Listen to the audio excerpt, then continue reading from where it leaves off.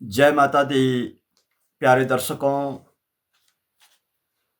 कहते हैं देवानां च ऋषीणां च गुरुकांच सन्निवं बंधुभूत त्रिलोकानां तम नमामि बृहस्पतिम। प्यारे दर्शकों, आप सब स्वस्थ होंगे, मस्त होंगे। माता रानी का आशीर्वाद, देवगुरु बृहस्पति का आशीर्वाद, समस्त श्रेष्ठ गुरुजनों का, बुजुर्गों का आशीर्वाद बना रहे। आज मित्रों 2026 देवगुरु बृहस्पति की मीन राशि के बारे में कुछ चर्चाएं करेंगे। मैं हूं ज्वालपा ज्योतिषी आचार्य विनोद थपलियाल, देवभूमि उत्तराखंड से। प्यारे दर्शकों, 2026 का हाल क्या और कैसा रहने वाला है, इस पे थोड़ा चर्चा जरूरी है। देवगुरु बृहस्पति प्रत्येक राशि के स्वामी दो होते हैं, सिंह राशि को छोड़ करके। सिंह के स्वामी सूर्य हैं और कर्क के चंद्रमा हैं। बाकी दो राशियों के एक स्वामी होते हैं।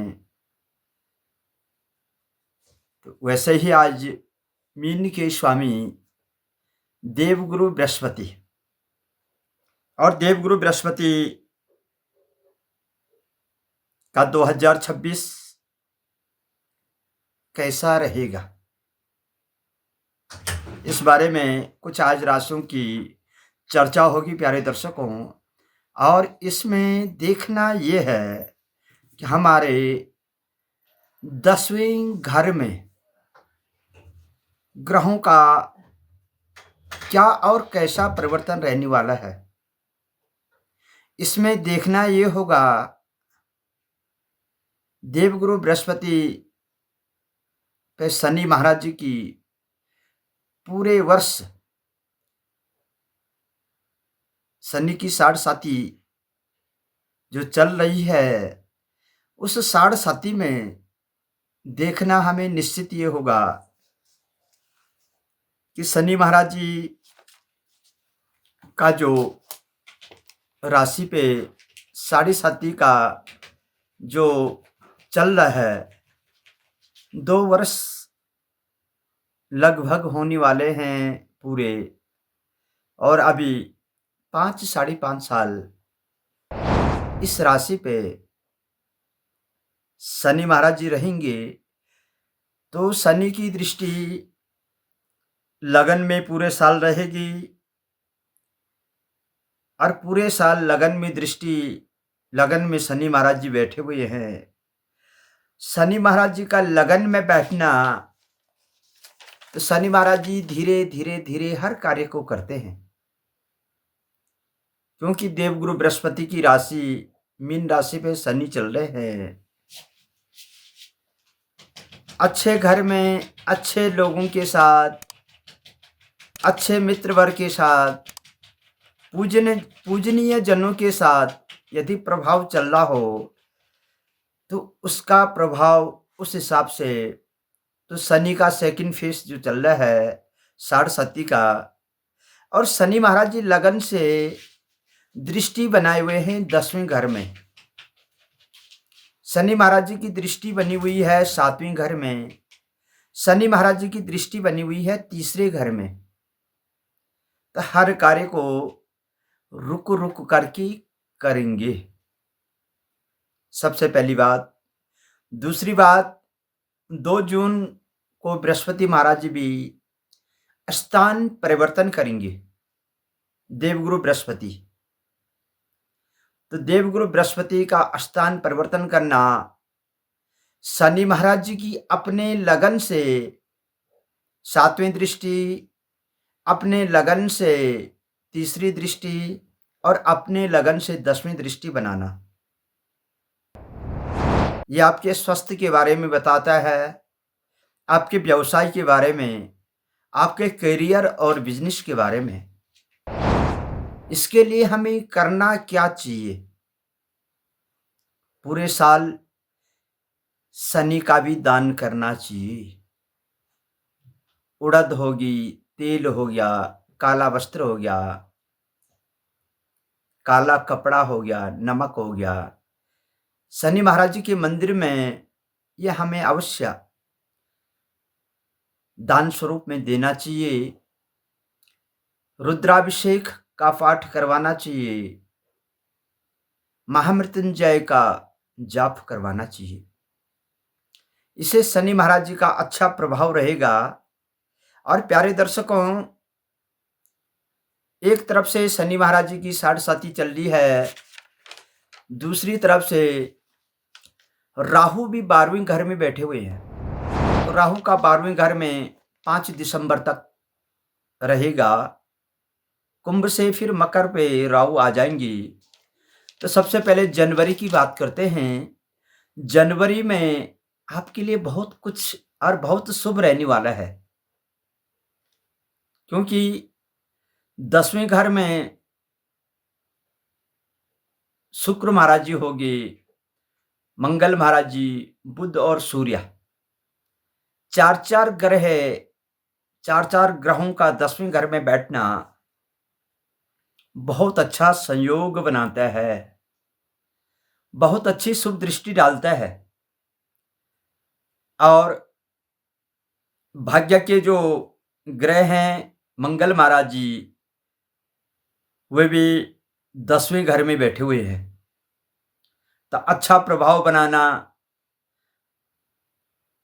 और 10वें घर से दृष्टि पड़ रही है चार ग्रहों की चौथे घर में,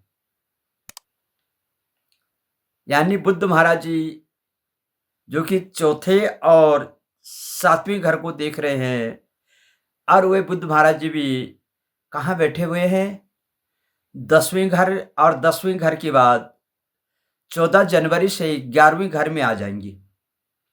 11वें घर में गोचर करेंगे। 10वें घर से शुक्र महाराज जी का अच्छा प्रभाव रहेगा। शुक्र का गोचर करना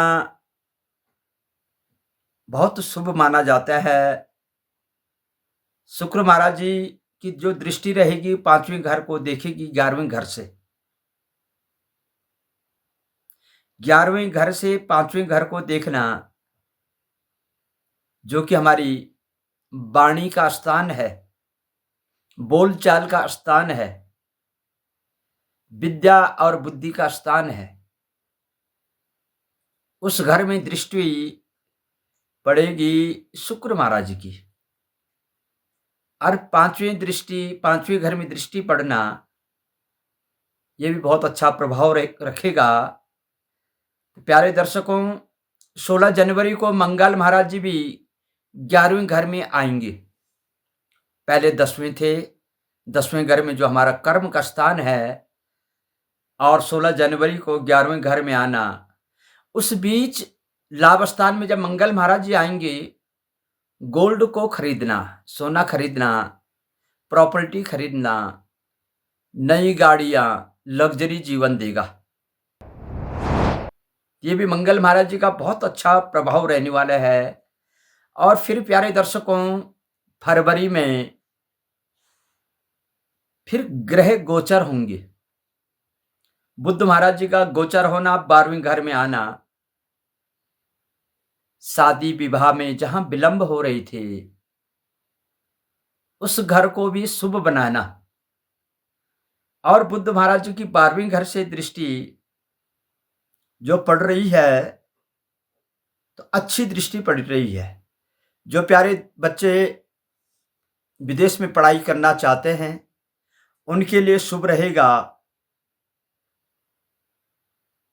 हर एक रूप में 12वें घर में बुध का आना, बुध की दृष्टि पड़ना बहुत सुंदर मान सम्मान रखेगा, प्रॉपर्टी में फायदा देगा, और विदेशों में अटके हुए कार्य पूर्ण करेंगे। और 6 फरवरी को शुक्र का गोचर, ये भी बहुत अच्छा रहेगा। तो प्यारे दर्शकों, राहु और शुक्र का मिलन कभी कभार दुविधा में भी डाल देता है, जिसे डबल माइंड करते हैं। राहु और शुक्र का जो मिलन होगा वो डबल माइंड, उस बीच आपको सतर्क रहना है, दुविधा से बच के रहना है, मन में किसी भी प्रकार की विचार न लावें। 17 फरवरी को राहु और सूर्य की फिर विपरीत राजयोग बना रहे हैं। सूर्य और राहु का विपरीत राजयोग 12वें घर में बनना गरण दोष इसे कह गया है।